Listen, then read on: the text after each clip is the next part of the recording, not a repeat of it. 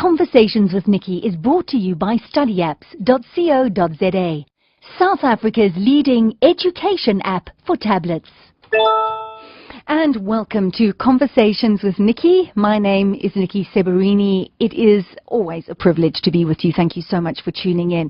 Welcome our syndication partner listeners, and that is Radio Today in Johannesburg. We have Eldo's FM, High FM, Timaning Stereo 89.1, Kawi FM, West Coast FM, MC 90.3, Neisner FM, Wild Coast FM, and Bay FM. So welcome to all the listeners around South Africa. This is the show where we keep you entertained, informed, and inspired.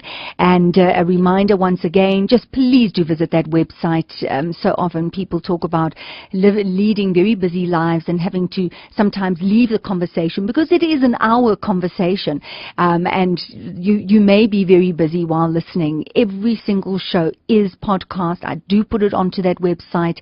So if there are any shows in the past that you've missed out, go to the website www.conversationswithniki.co.za, Conversations with Niki, one word, and Niki spells N-I-K-I, and all the shows are there, and I welcome you to make contact with me. There is a little page. You can send me an email. I love to hear from you. I love to hear what you are enjoying, what is helping change your life, and perhaps you have any suggestions of upcoming shows. I always forward those details to my producer, and we work very hard to bring you the type of shows that you would like to listen to. Also, you can visit the Facebook page, my Facebook page, Conversations with Niki, and if you like it, you get also all the podcasts every week, or you can follow me on Twitter, and my Twitter handle is @Seberini. Seberini is spelled S-E-B-E-R-I-N-I.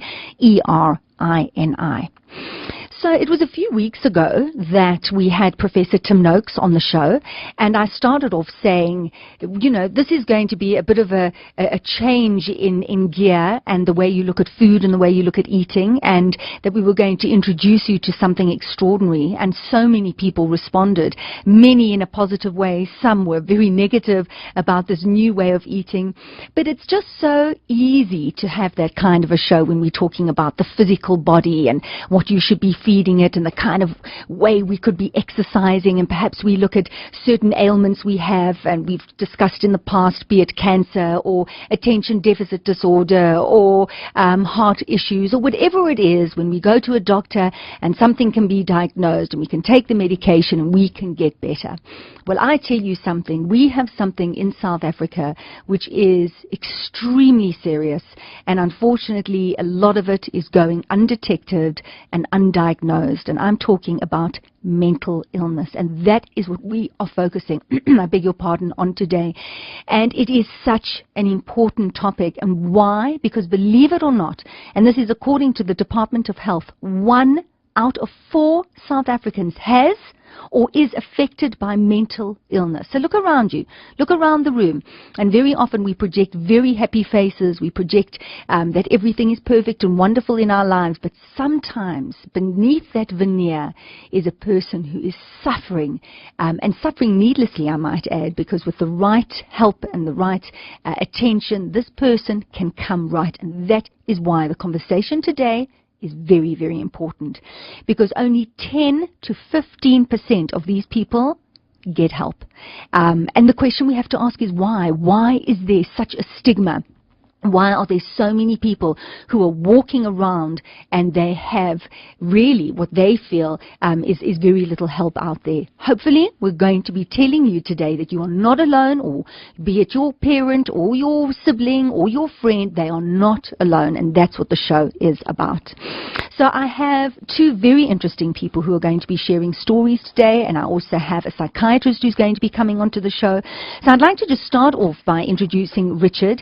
Richard Hawkey is a writer, he's a speaker, he's a productivity consultant, and I say that with a smile in my voice because before his experience with mental illness and depression and burnout, he had a completely different career, and everything's changed for him. And he wrote a book years ago in 2010 when this happened, called Life Less Lived, a passage through burnout and depression in the suburbs. And Richard is in the studio to share part of that story with us. So Richard, hi. Hello. Hi, Niki. Thank you. We chatted before about the book. Mm. I read it and I was so moved by it. And it's so relevant. It's the kind of book that we need to read over and over, and the kind of discussion we have to have over and over again. You're very kind. Thank you. I mean, my story is very similar to many people's story, and that's, I think, one of the reasons I was encouraged to write the book. Is really, I'm nobody special. This happened to me, and it's happening to many people in the suburbs and in our towns and in this crazy life that we're living. Well, I think that's what pulls one into the book. As I said to you, when I read it, I remember seeing so many parallels and thinking, oh my goodness, maybe I better look a little bit closer. And then also on the show, not in the studio, we're speaking to her from Cape Town, is Helen Walne, award-winning columnist and author of The Diving. Helen, hi, welcome. Hi, Niki. Thank you. Thanks. Thank you so much for joining us. Pleasure.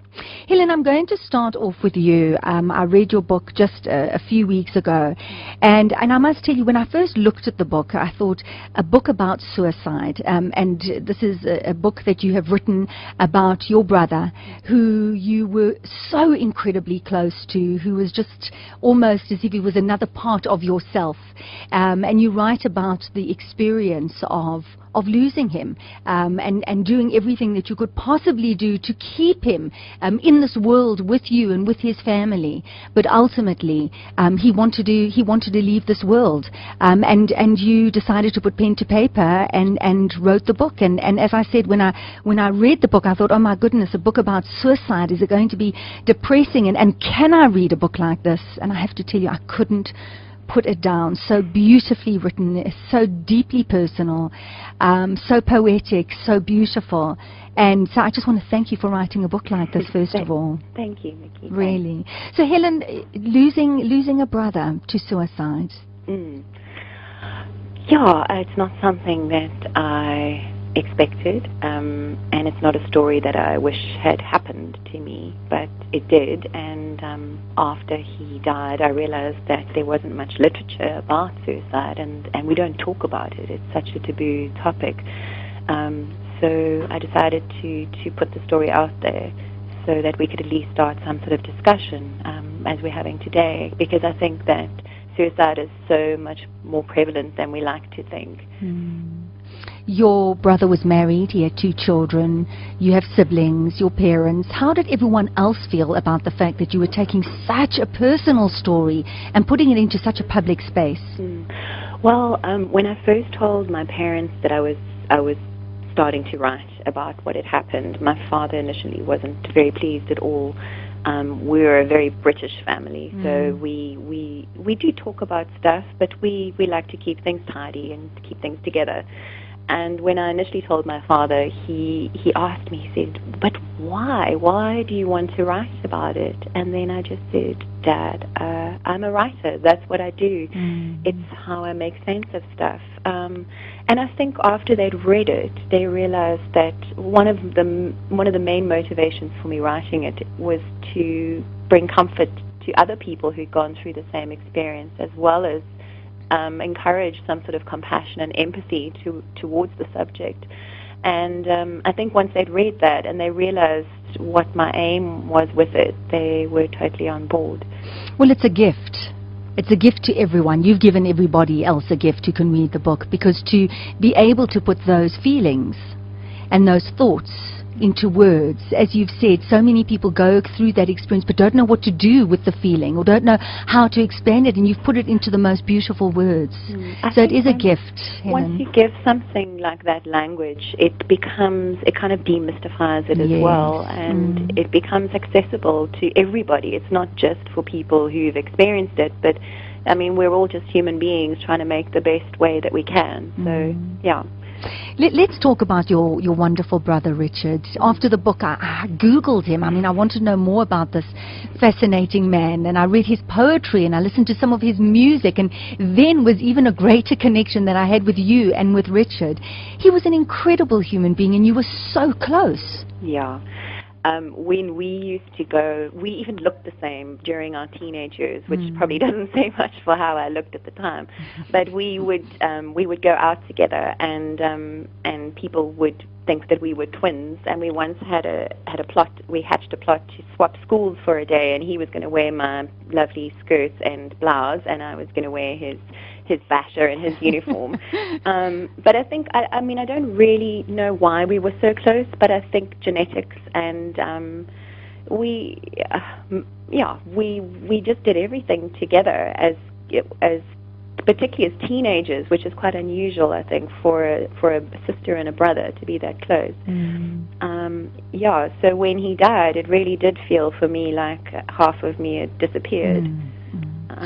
But at the same time, you know, it also, I mean, I think I make reference in the book to the fact that when you are that close to somebody, you almost, you don't lose your identity, but they're so infused that you don't really forge your own path in the way that perhaps you can. You start off the book where there's an attempted suicide, and you call the book The Diving.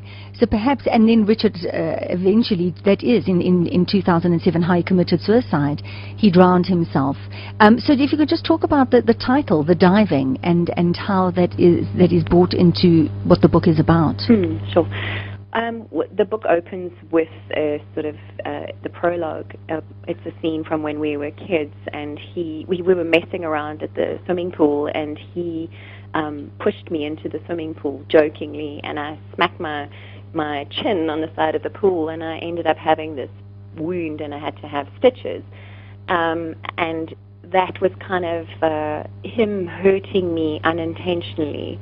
So it's sort of a metaphor for what happens later. And then also the diving, as far as like how far do you dive in for somebody that you love so much to try and rescue them and bring them back to shore. So you bring in the unintentional hurting. So Richard was living in Durban, you were in Cape Town, he joined you. I mean, there's so many stories attached to that. But there is a part in the book when you talk about Richard actually telling you that he's going to kill himself. And I hope you don't mind if I read an excerpt. Do you mind if I do? Thank you. It says, Richard talked about killing himself. The first time we had been sitting on our veranda one evening, sharing a quart of beer. Our arms brushed together. The bench felt small, and across the suburb wafted the sounds and smells of Friday evening, the muted thump of student music, the scent of cooking mince, a car pulling off. We stared in silence at the tree in the front yard, weeping its pink berries out across the pavement. Then he started. "You know I'm going to do it." His voice was sure-footed, measured and calm. "I've never been sure of anything in my life." It felt like a movie. His script was so clear. Mine had fallen from my hands. "That's just stupid," I spat, keeping my gaze forward, avoiding looking at him. "What about your girls? What about Rachel? What about me?" "You'll all be okay. It might be tough for about 6 months, but you'll be better off without me, I know." He spoke the words as though he were delivering a poem. His voice was even, his body relaxed. He was decided. My feet curled in. "What are you thinking?" he asked, reaching to stroke my arm. "What a mess up this is," I said venomously. "What a complete F-up this is," I shouted. Then the movie lurched. I lurched onto my feet, clutching the empty beer bottle, my arms shaking. I turned to face him and raised the bottle above my head. "I'm thinking how much I want to smash this in your face," I yelled, swinging my arms and hitting the bottle against the pillar. It shattered into a spray of green. Richard's face panicked. When you were told that, Helen, and you just describe it so incredibly well in the book, when someone you love, when someone who is the other part of your whole tells you that they are going to be ending their life, and you have that reaction, is it something that did you think that this was just a warning sign? Did you think he was it an empty threat? Did you realize that this was something at that time that he really wanted to do? Yeah, I took it very seriously. A lot of people thought that he was crying wolf and it was a call for attention. But I knew, and he talked about it other times with me before, and he'd sent me poetry that he'd written about how beautiful his ending was going to be and how he would help other people to end their lives as well. But the strange thing for me was how rational he was, how rational he sounded. he spoke with such clarity about what he wanted to do, and yeah, I mean, I didn't know how to react to that. It wasn't the sort of the ravings of a loony, crazy person, and I think that's such a lesson that we have to learn, is that when somebody is either mentally ill or depressed or just not themselves, they can see. I mean, we're not raving lunatics.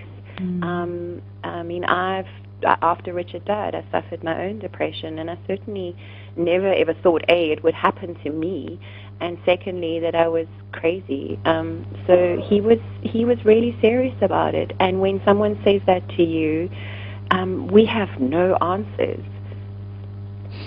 Were there behaviors in the change of behaviors that you were aware of before that that I don't know, brought about this discussion that he had with you?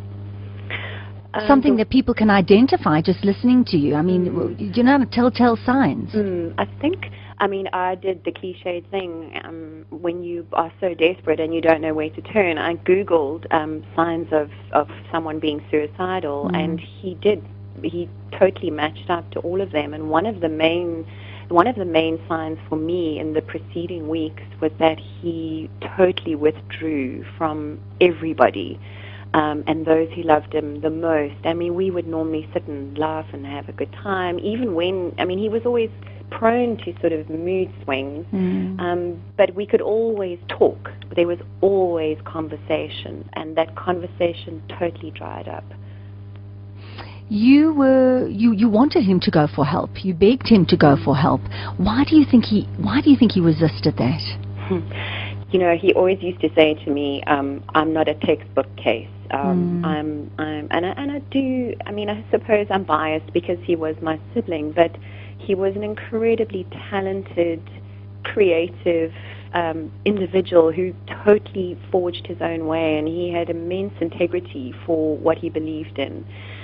He was an authentic human being, and I think he explained it to me one day. He said that he kept saying, we must make our sickness our art. I think he feared himself being diluted by medication and not being that authentic self that mattered so much to him. Were you spoke about in the book about having him sectioned, about him actually being taken off and being forced to go for help, but you never actually took that up. Why was that? We discussed it, his wife and my father and myself, and I even discussed it with him and said, look, if you don't go and see somebody and you don't get a handle on this, we're going to have you arrested and taken off to Falkenberg Hospital. And he just calmly looked at me and he said, well, that's fine. If you want to do that, that's fine. He says, but I will find a way. I'll hit my head against the wall, or, you know, store up my drugs or whatever. And we didn't section him. And there's still, for all of us, some questioning of ourselves about whether we should have and whether we did the right thing. It still lingers. I can imagine that, Helen, because I mean, he, as you said, he never wanted to go for help. He never took any drugs, so there was no assistance to help with whatever it was that he had. I mean, was he ever diagnosed with anything? He couldn't have been diagnosed, could he have? No, he would never have been diagnosed.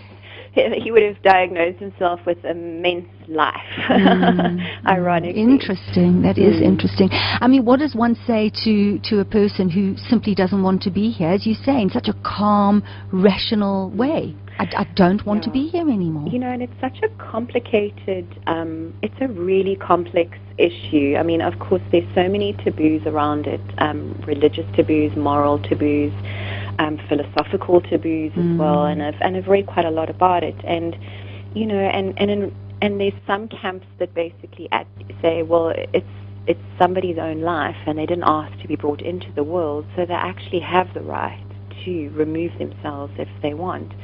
And then there's the other argument that is, you've really got to hang in here and you know, and go through the suffering and get as much help as you can, because we all need to be here for whatever reason.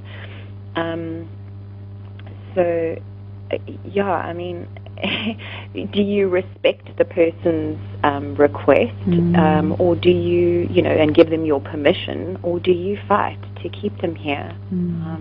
Well, of course, in the book you write about the intense pressure that you were under, watching his every move, doing everything that you possibly could to try and bring him some light and some joy.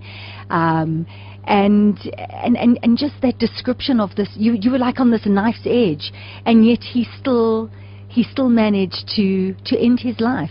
So I'm sure for you, so many inner battles, Helen. Like you lost the war, and you lost the bigger war of losing your brother as well. So much to come to terms with. Yeah, I mean, I think it's been 7 years now, and the first few years were really tough, really, really hard. But I think finally I don't agree with his decision, but I accept it. And I wish he was still here, but he's not. And he made a choice. I want to ask you, did you have many discussions about the fact that he wanted to end his life? Sometimes there's the pink elephant in the room, and you just don't want to talk about it because you hope that if you ignore it, it's going to go away. Did you have enough frank discussions with him? Are there discussions that you are having with him in your mind today that you wish you could have had with him when he was sitting in front of you? Not really. We kind of discussed everything, and that's the strangest thing, I think. And in a way, in a strange way, I was quite lucky, because I think a lot of people have absolutely no idea, and then the next minute their loved one has disappeared and forever, without any warning. You hear these awful stories of, everyone says, well, she seemed so happy and whatever, and I was quite fortunate in the fact that when he felt in the mood to have a very small conversation, we talked serious things, and and so I've kind of let it go.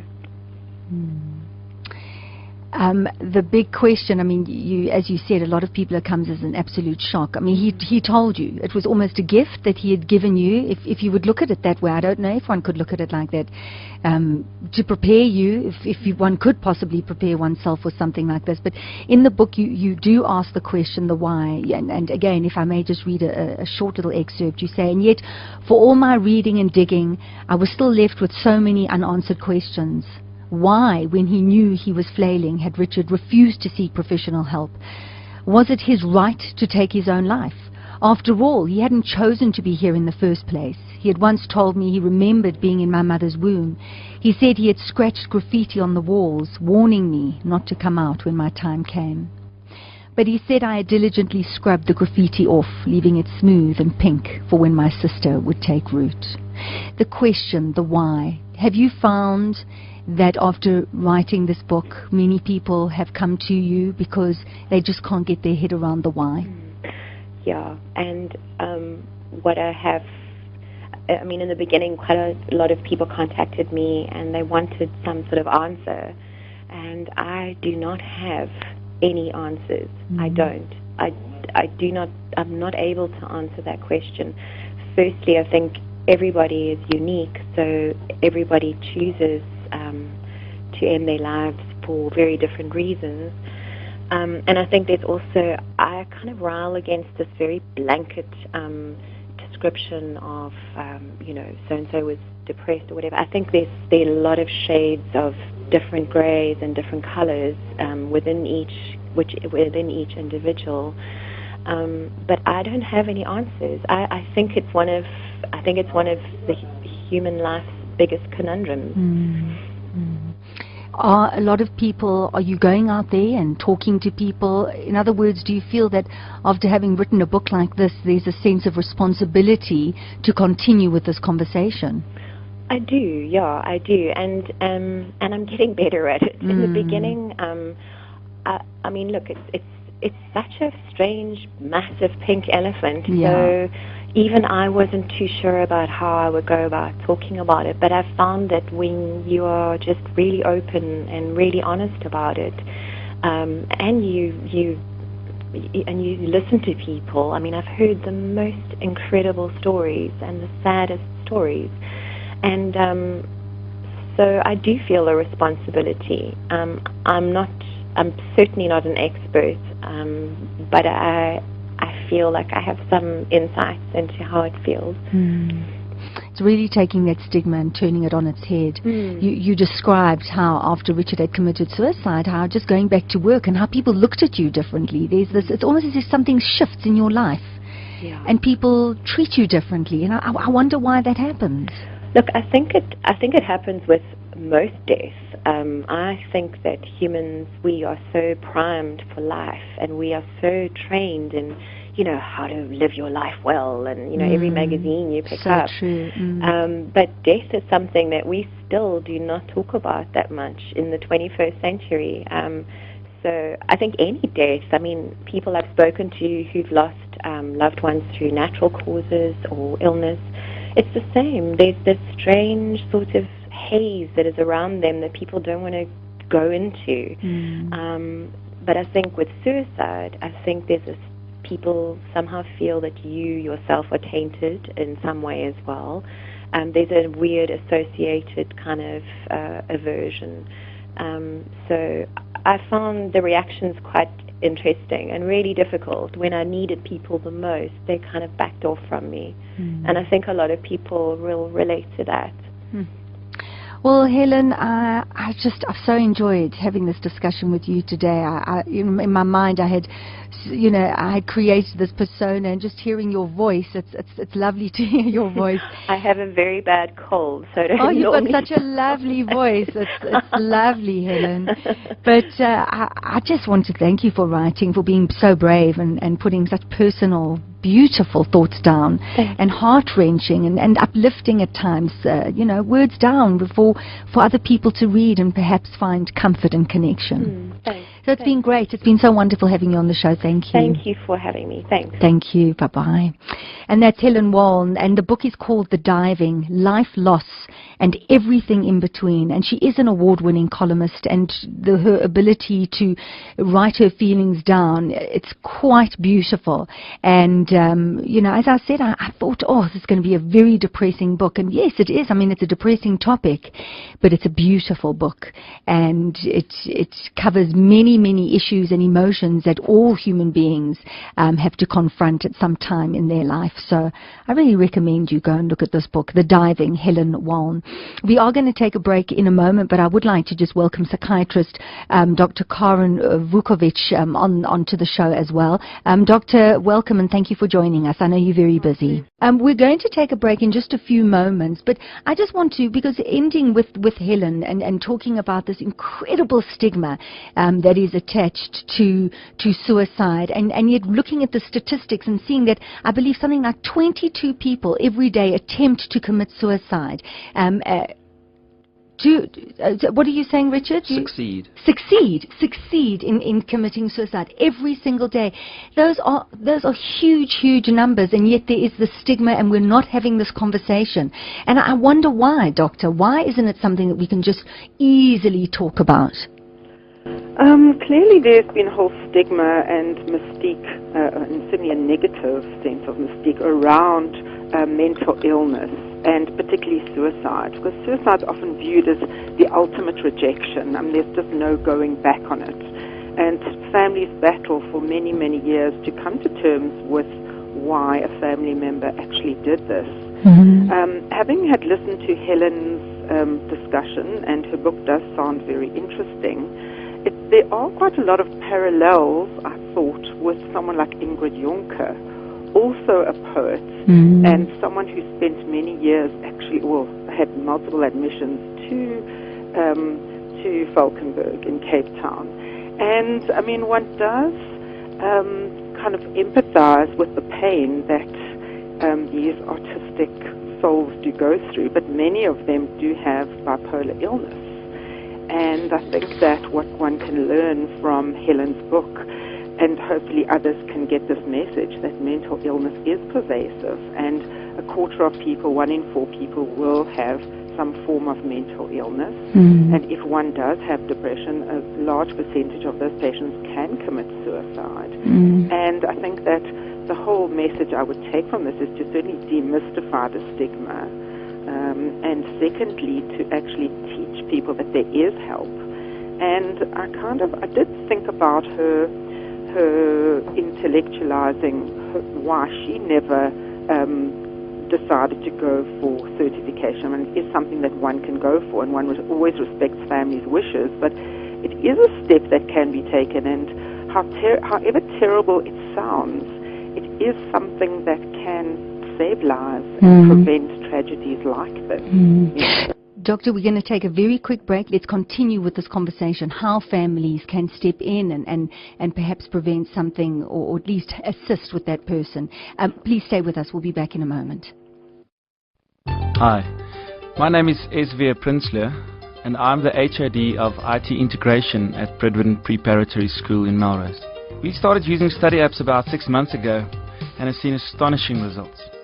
We were quite amazed to see how quickly the kids have been able to use study apps and the benefits it has shown with regards to reinforcing what they've already learned inside the classroom.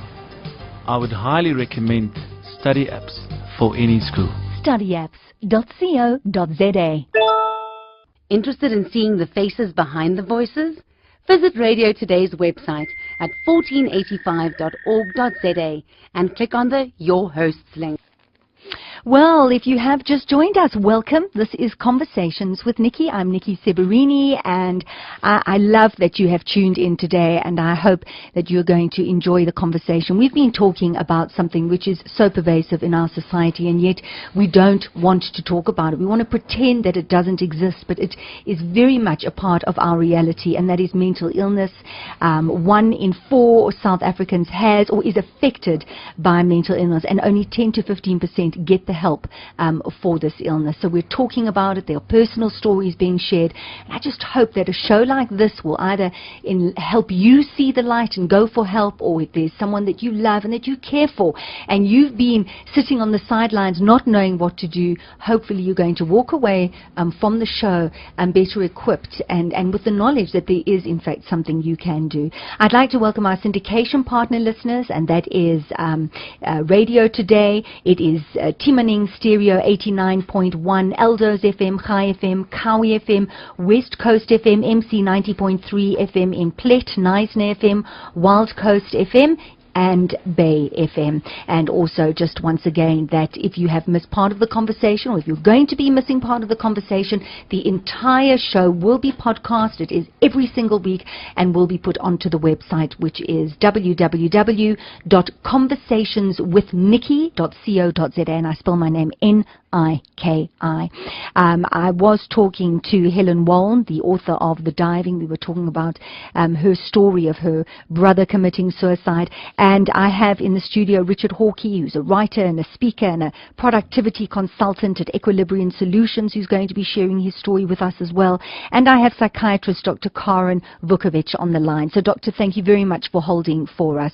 I know that the line wasn't so good, and we're managing to hopefully get you back. We don't have the doctor on the line yet, no. So I'm going to bring you, Richard, in at this point of the conversation, because your story is very different to Helen's story.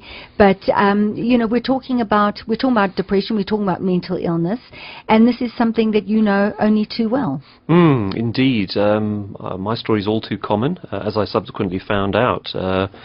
4 years ago, I burnt out and slipped into a severe clinical depression, which, to my eternal shame, I knew nothing about, other than some of the terrible stereotypes out there that it's, you know, reserved for hysterical women, which is absolutely not true.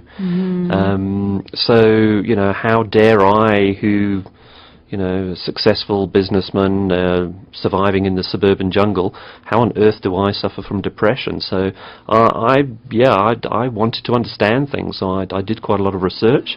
I'm one of the fortunate ones in terms of coming through it and figuring out a way to cope and a way to live my life in terms of good lifestyle habits, that you know, life balance is not just about not eating too many burgers and going for a walk every so often.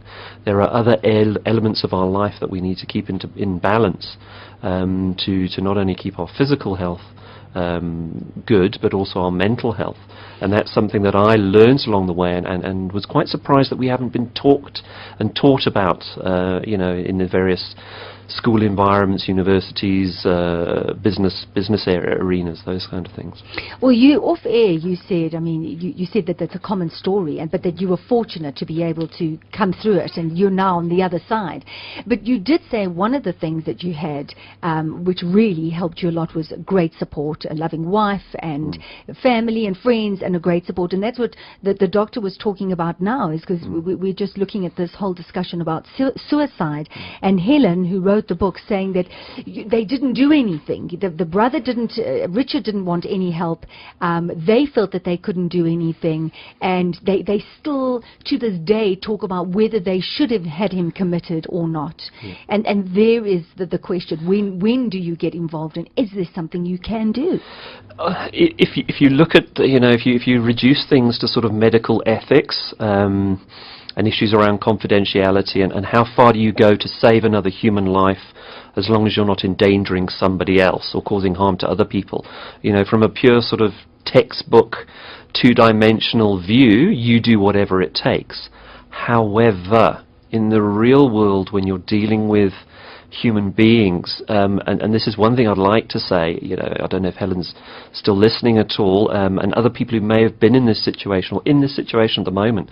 I think one thing we have to realize as humans is that we are never responsible for somebody else's behavior. So we can offer the support, we can make things available, but at the end of the day, people choose to do what they do. They do it themselves. It's a tough one. It's a very tough one. It's a very, very tough one. You know, Helen referred to her brother as, you know, he's not the textbook, and you know, I'm certainly not an expert there, and maybe some comment from Dr. Vukovic on this will be really interesting. And there are many shades. You know, when one starts to understand the minutiae of personality, there are so many complexities and so many variables at play. So then should we bring Dr. Vukovic back into the conversation? Doctor, you're there? Yes. Fantastic. Hi. So let's talk about that. Let's talk about being the friend or the partner or the parent or whatever it is in this case. When can one step in? And when can one take, and is it possible to take responsibility for someone else in this instance? Well, my sense is that when someone is out of touch with reality and they are not able to kind of perceive, or they're perceiving the world from certainly very dark-tinted glasses. The view is not rose-tinted by any means. It's the half-empty perspective, or the empty perspective in some of these cases. Someone has to step in and actually kind of take control of the situation. One can't make any criticisms, but as a family member and a supportive family member, one should actually do whatever one can do, because one has to realize that these people are not well.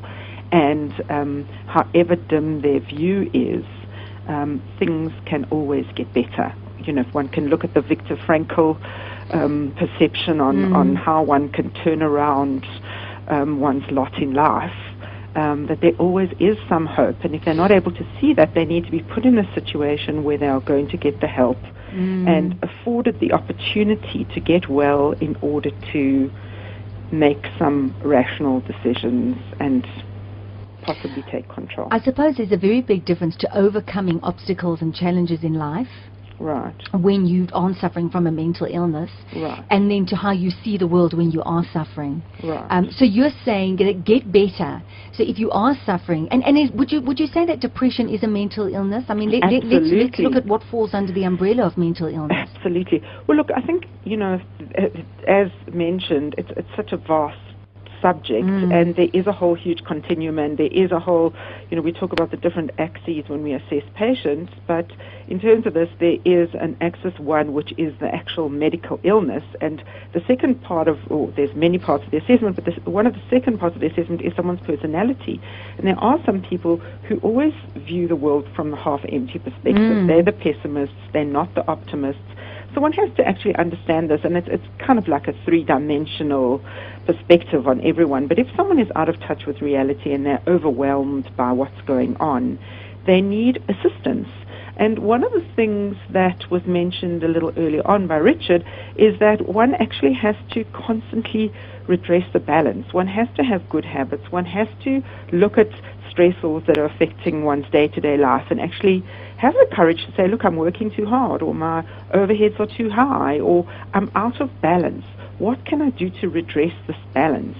And sometimes people are just on very fast treadmills and they're just going faster and faster. And I think that's where the importance of a family comes in, that one, hopefully does have some supportive network that can step in and say, look, this isn't going in the right direction. What can we do to assist? What can you do to make the brave decision to take something off your plate and actually deal with it at a later point in time? Nothing is that urgent that can't be dealt with at some later point in life, other than someone hooked to a ventilator or someone whose life is in peril, where one has to deal with things immediately. Situations can always be dealt with, but these people lose the perspective to deal with it. And also one has to be a bit brave to actually kind of assess the situation and actually decide that I'm going to take this out of my stress, my pool of stressors at the moment, and we'll change our life. We'll do something different. So we talk about, as you said, it's so vast. So you can have the person who's just born into this world and the glass is half empty and the world is not necessarily the warmest, brightest, loveliest place to be. And we also spoke about Richard a little bit earlier, being this poet and this musician and deeply, intensely emotional. You spoke about this other South African, was it an actress or a poet? No, a poet, Ingrid Jonker. There we go, Ingrid Jonker. And that's them. Now I'm going to bring Richard in here, Richard Hawkey, so Richard, you were a father, you are a father, husband, businessman. Would you say growing up you were a pessimist? Was the glass half full, half empty? How did you see the world growing up? I'm just trying to look at different personalities and look, I think, how we are affected. I think we can certainly develop thinking habits as well. Okay. In terms of sort of normalization of behaviors and things that we're exposed to. So would I have considered myself a pessimist? Would people have thought that? Yeah, I think I would have been a cynic. I would have considered myself a cynic. Yes, I questioned things a lot. All right. So absolutely. Deep thinking. Yeah, very deep thinking. Getting quite philosophical about things, and if you get too philosophical about the human race, well, that's only going to lead one way. When you see what we do to each other. So, but I think there are ways of countering that. There are ways of learning different thought patterns, and it's not about becoming unrealistically optimistic, where you don't acknowledge the negatives in society and what's going on around you. But it's also about choosing to see that glass half full as opposed to half empty. And I know that's a very trite sort of example I'm giving there, but you can learn to look for the positives in things. So out of the negatives, yes, there are real immediacies to a lot of the negatives, but there are also positives to come out of that if you choose to look for them. That is easier to do when you're in a stable, safe, balanced condition than when you are in, I can only speak for myself here, but when you are in a depressed state, it was impossible to think positively about anything. Everything was overwhelming. But that happened over a period of time, am I correct? Yes. So, people from the outside would have seen you as a very successful man. You had a great job, married, children, living the good life, running around like we all do, dropping kids off, manic, absolutely pressured, weekends all about other people, run, and I don't know how many people listening right now can put their hands up and say, oh my goodness, there's my life. But over a period of time, this was it burnout? Yeah. What is it? Loss of control? What is that? How would you describe I mean, that? I was diagnosed with burnout and then clinical depression very shortly thereafterwards. What is burnout? Just extreme exhaustion? What is it? I mean, from a medical perspective, and please, doctor, correct me if I get this wrong. There are various. We talk about adrenal burnout, so there are biochemical issues in terms of just running your batteries too flat. To use a very simple analogy, and then there starts to become something we call compassion fatigue as well, where your ability to interact and experience a full range of emotions is also jeopardized. And we can talk about the biochemical link between our physiology and our chemistry and how that interacts with our ability to experience emotions. So it's not one-dimensional, it's not simple, it is more complicated, and I think one of the big issues with many people and why so many people are wandering around surviving as opposed to thriving, to coin a phrase that's been used a lot, is that this happens over a period of time.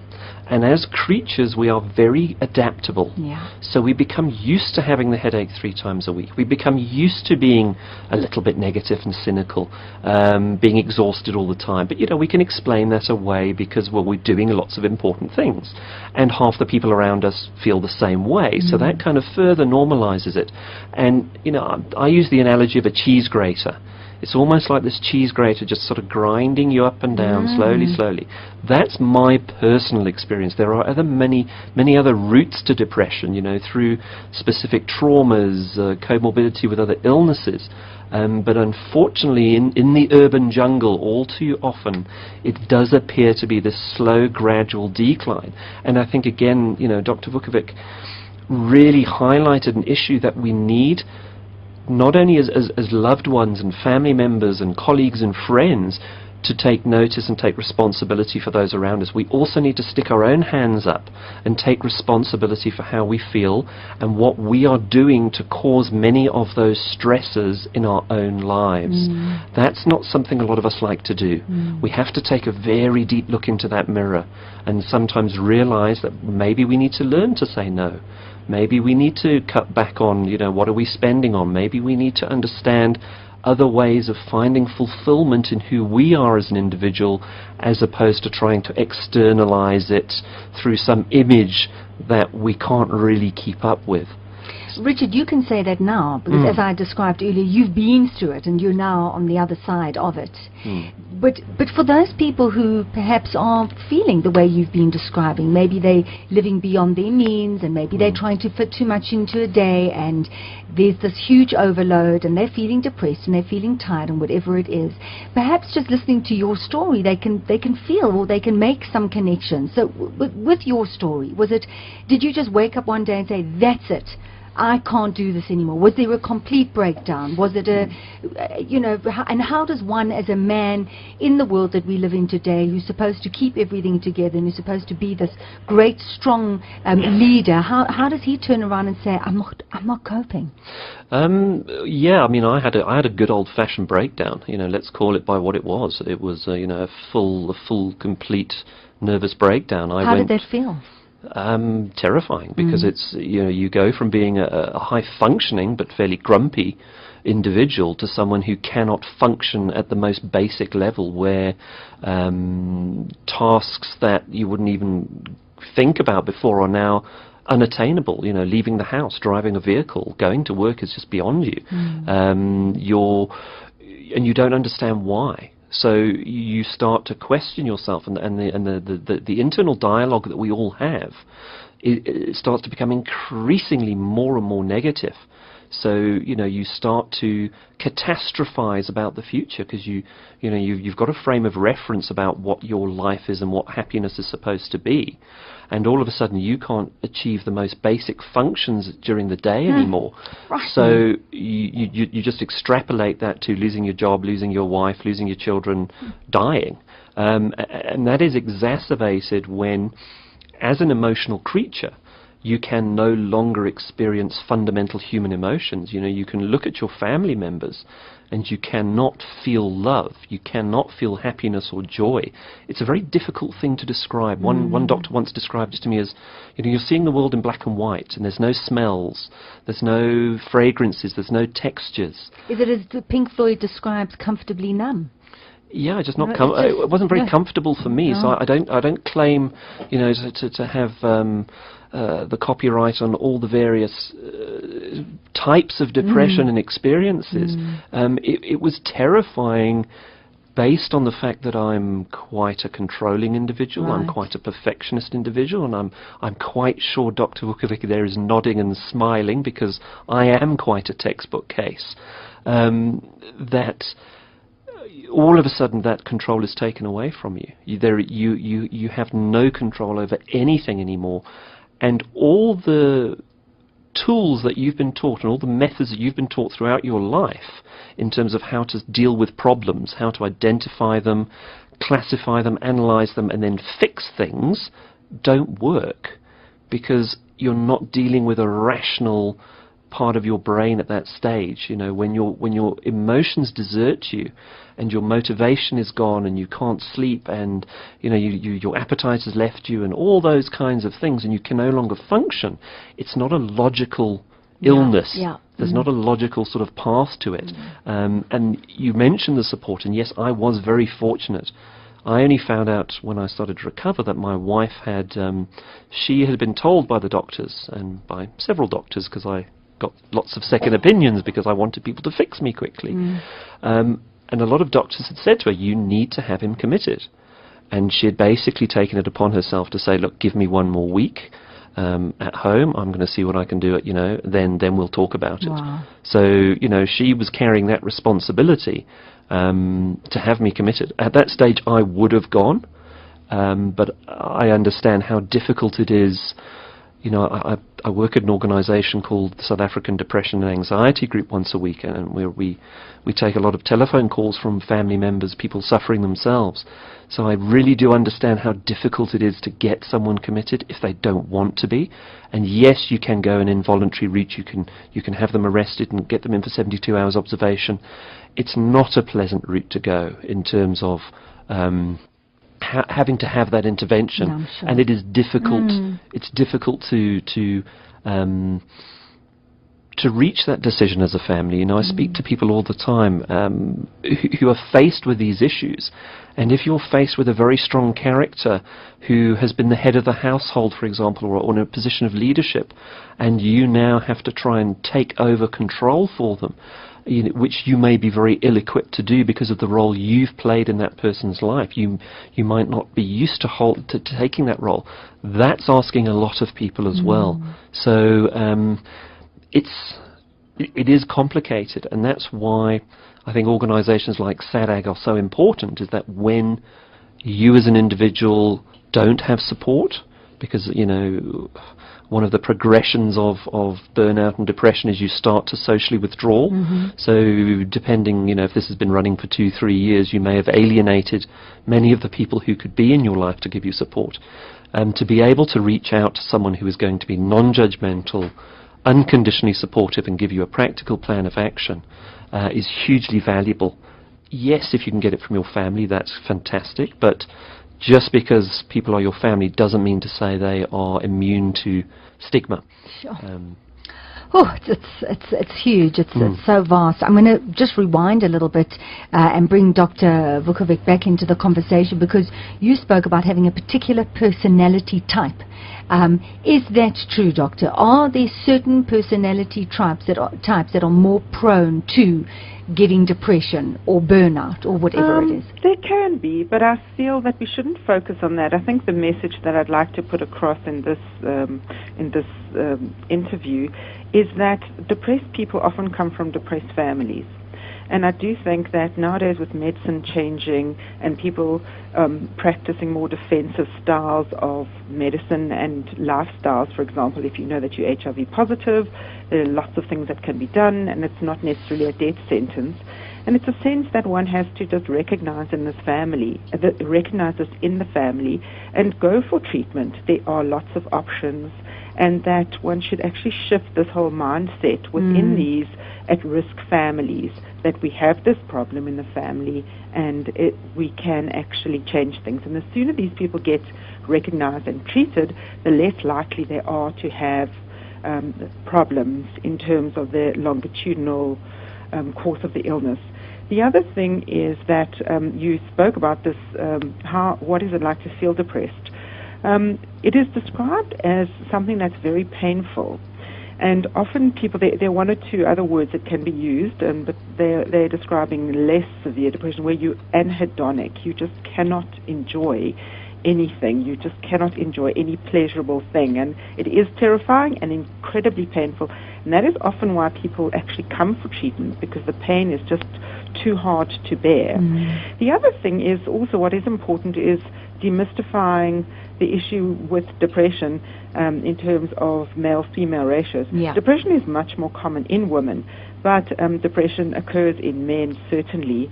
And the problem is that men are always, with these sort of Victorian values that we were all grown up with, taught to be the strong one, to kind of march on and, don't let the side down, etc., and you have to be a man. And this is often why people, particularly men, don't come for treatment, because they kind of see it as the sort of sissy way of dealing things, with things. I couldn't suffer from something like this. I think it is important to recognize that it does happen in men, and it happens in more people than we care to think. And one of the words that we often use to describe depression is insidious. It's something that takes, when does the frog in a pot of boiling water decide to jump out? Or, when you've got a situation that's ongoing. Yes, Richard described it incredibly well. But one way to actually recognize the illness is to look at the patient's functioning. And the way we look at this is, are they coping in their job? Are they coping with their family? And are they coping with relationships? And those three key areas are things that one can use to assess someone. And invariably, things are not right and people are not coping. And that is the time to kind of ring fence this and say, okay, well, what's going on here? What can we do about it? And yes, there are amazing organizations like SADAG who are available almost 24 hours a day, and they are free of charge, and they do provide support, and they do kind of have access to facilities to get people treated. And it can make a difference. It's like HIV. There was a huge stigma there, and I kind of think that they've managed to overcome that.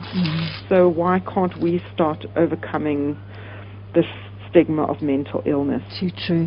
Too true. Well, Doctor, thank you. Thank you for coming on, for sharing your expertise and your knowledge with us. I'm going to give out the number for SADAG, because as you say, let's demystify it, let's open it up, and people who are suffering, let them get help and know that there is help out there. There is light at the end of this tunnel. So I thank you so much. Thank you. Okay, good. Good afternoon. Thank you, and you too, psychiatrist Dr. Karen Vukovic. So important. We're going to give out that SADAG number in a moment, Richard. But I came across 9 alarming facts that you should know about mental illness. And I found this, honestly, frightening. That 1 in 5, as I said, 1 in 5 South Africans will or does suffer from a mental illness. About 35 to 41% of mothers will suffer depression during pregnancy or postnatally, more than 3 times the number that in higher income countries. That about 40% of people living with HIV have a diagnosable mental disorder. That 22 people, as we mentioned earlier, commit suicide every day. That is alarming. And that 220 people attempt to kill themselves every 24 hours. 1 in 5 adults suffer from anxiety, depression, or substance abuse. About 17% of children and teenagers in the Western Cape have mental health conditions. Up to 25% of adults could be suffering from undiagnosed post-traumatic stress disorder, and at least 2 out of every 100 children suffer from depression. So if we don't sit up and take notice today and have this conversation over and over again, well, we're ignoring something. That big pink elephant is just growing in stature, really. Absolutely. And I'd just like to say thank you, Niki, and to shows like this for helping raise the awareness. It's stigma is rooted in ignorance, and I think, Dr. Vukovic mentioned HIV, and I'm certainly old enough to remember that the bad old 80s, when AIDS and HIV was first spoken about, and the terrible stigma and the terrible lies and misinformation that went around that illness. And through the passage of time and education programs, we have moved along. I'm not saying there isn't still stigma, but it's a lot less than it was, 30 odd years ago. And we need to get that same situation with mental illness. One of the posters we have at the South African Depression and Anxiety Group kind of sums this up for me. It says, you wouldn't tell someone with diabetes to pull themselves together. Mental illness is just an illness. Our brains are just another system in our body, and we need to get over this fear of the unknown. Because again, a lot of fear and stigma is rooted in things we don't understand. They are incredibly treatable. There are lots of things we can do. Thank you for that, Richard. Thank you. Can you give us SADAG's number, please? Sure. I'm just going to give you one. Yes. It's 0800 yes. 21 22 23. So that's quite an easy one. And their website has the most amazing information on all sorts of mental illnesses, contact details, loads of little things. www.sadag, that's SADAG.org, O-R-G. Fantastic. Richard Hawkey, get the book Life Less Lived, A Passage Through Burnout and Depression in the Suburbs. I hope that you have learned something. I hope that you've gained something. And I thank you for joining me. And I look so forward to being with you next week. Thank you, Richard. Thank you. From me, Niki Seberini, take care of yourself. Goodbye. Hi, my name is Esvia Prinsloo, and I'm the HOD of IT Integration at Predwin Preparatory School in Melrose. We started using study apps about 6 months ago and have seen astonishing results. We were quite amazed to see how quickly the kids have been able to use study apps and the benefits it has shown with regards to reinforcing what they've already learned inside the classroom. I would highly recommend study apps for any school. Studyapps.co.za. Conversations with Niki was brought to you by Studyapps.co.za, South Africa's leading education app for tablets.